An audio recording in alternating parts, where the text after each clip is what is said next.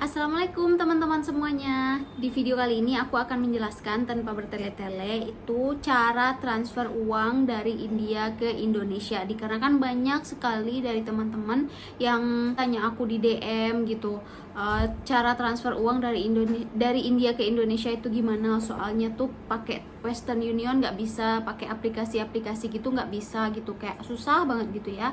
Nah, di video kali ini aku bakalan jelasin ke teman-teman sesuai dengan pengalaman aku ya teman-teman. Kalau misalnya teman-teman punya pengalaman yang misalnya berbeda dari aku, itu kalian boleh share juga pengalaman kalian di kolom komentar di bawah ini ya. Oke, kita mulai aja dari yang pertama. Kalian harus datang langsung ke banknya. Sesuai pengalaman aku dulu, aku langsung datang ke Yes Bank.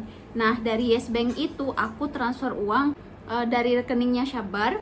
Kita transfer uang ke rekening aku yang ada di Indonesia. Bank aku dulu tuh bank BTN yang di Indonesia, yang dari Indianya Yes Bank ya. Nah, pertama kali aku transfer uang ke bank aku yang ada di Indonesia, itu bank itu harus melakukan survei ke tempat aku tinggal atau alamat aku sesuai yang ada di KTP katanya, untuk meminimalisir kejahatan-kejahatan apalah itu, money laundry dan segala macem gitu. Jadi pas pertama kali mereka kirim itu dapat transferan uang dari luar negeri atau valuta asing, itu mereka harus survei dulu ke alamat aku.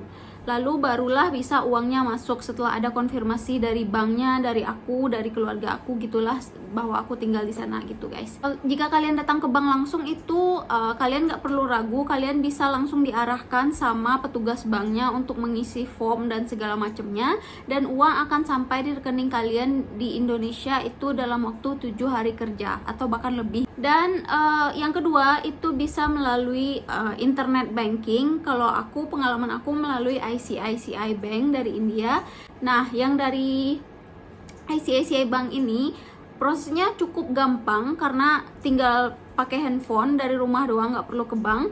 Dan setelah itu uangnya akan sampai di rekening kalian di Indonesia itu dalam waktu maksimal 3 hari kerja lah ya, sesuai dengan pengalaman aku.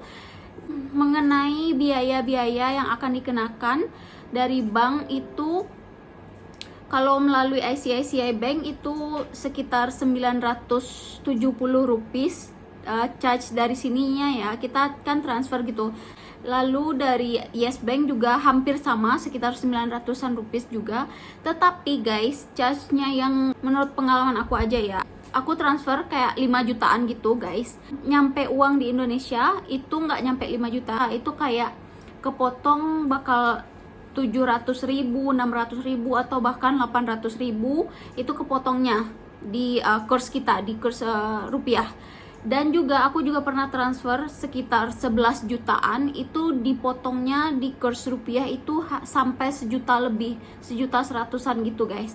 Jadi cukup mahal banget kalau misalnya transfer dari India ke Indonesia. Dan pilihan transfernya juga hanya melalui bank atau internet banking gitu doang, nggak ada aplikasi-aplikasi atau Western Union yang bisa transfer dari sini. Karena aku udah pernah coba tanya ke beberapa Western Union di Mumbai, katanya mereka nggak bisa melakukan transaksi kirim uang dari India ke Indonesia. Nah, kenapa banyak sekali potongan uangnya? Karena kenapa banyak banget mereka ngambilnya itu karena dari India itu mata uangnya rupiah dan nggak bisa langsung dikonversikan ke Indonesian rupiah. Mereka harus konversikan dulu uang itu ke US dollar, baru dari US dollar dikonversikan ke Indonesian rupiah. Jadi kalian akan rugi 2 kali. Makanya banyak sekali potongannya. Katanya juga di dalamnya itu ada termasuk pajak dan charges segala macam, tapi aku nggak tahu karena tidak ditulis detailnya bagaimana dipotongnya tuh di bagian apa aja, aku nggak tahu, nggak ada ditulisin dari banknya.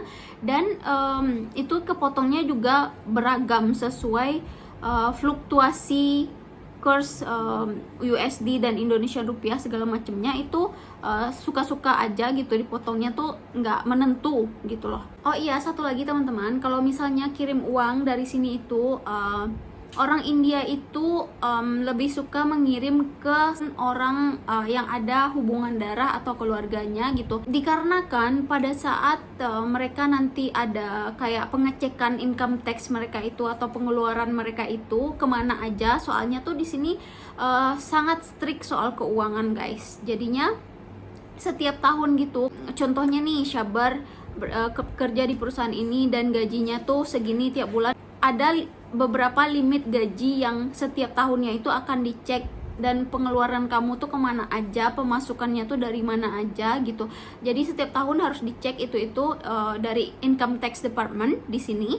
Jadi kalau misalnya mereka melihat sesuatu yang mencurigakan, seperti kamu kirim uang ke luar negeri ke orang yang tidak dikenal, akan ada kesempatan di mana mereka itu akan mempertanyakan kamu dan kamu akan berada dalam masalah hingga berurusan dengan polisi dan segala macamnya. Dikarenakan India juga sangat-sangat memproteksi negaranya tuh, kayak nggak mau ada orang yang kayak membiayai teroris atau mengirim uang ke negara yang misalnya mereka akan melakukan pencucian uang dan sebagainya macamnya begitu teman-teman. Oke teman-teman, sekian dulu aja penjelasan aku hari ini, semoga bermanfaat buat teman-teman. Dan kalau teman-teman punya pengalaman mengirim uang dari India ke Indonesia atau Indonesia ke India dan mau berbagi cerita, bisa tuliskan cerita kalian di kolom komentar aku. Terima kasih banyak sudah menonton, dadah.